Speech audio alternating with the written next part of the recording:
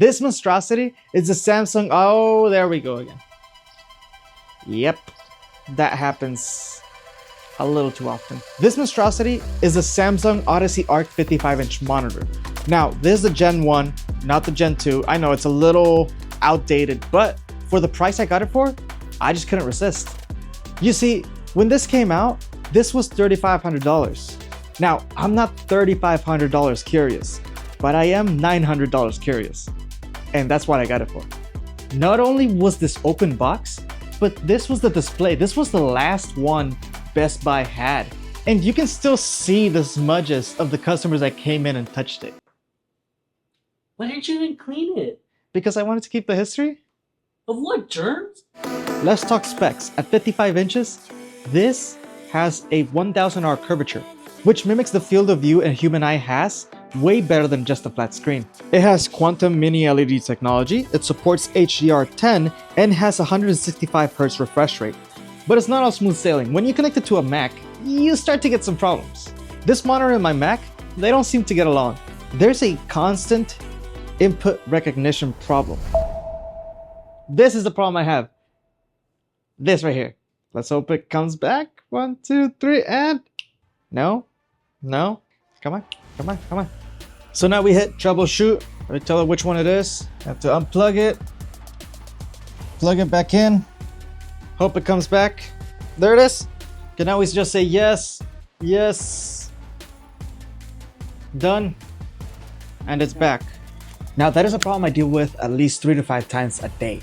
But let's see if a new HDMI can't fix that. Moment of truth, let's plug this back in. All right, let's see over here. Hey, it works. All right, back to the show.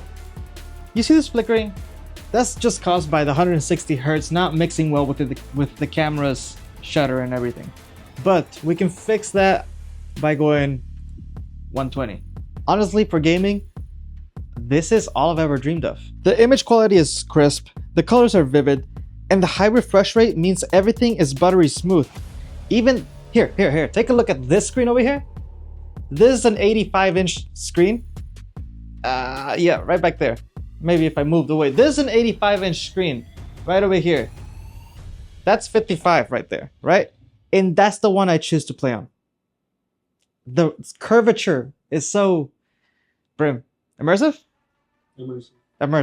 This monitor features quantum matrix technology, which just means you get profound blacks and bright whites out of a densely packed LEDs. Now with this abnormal monitor comes an abnormal remote. This is the ARK dial.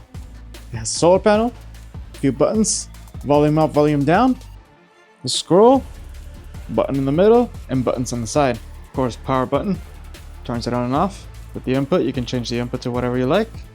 A back button for whatever a back button does. And you have this little guy right here, which brings up this menu. You can use the scroll to move it side to side. Flex move screen.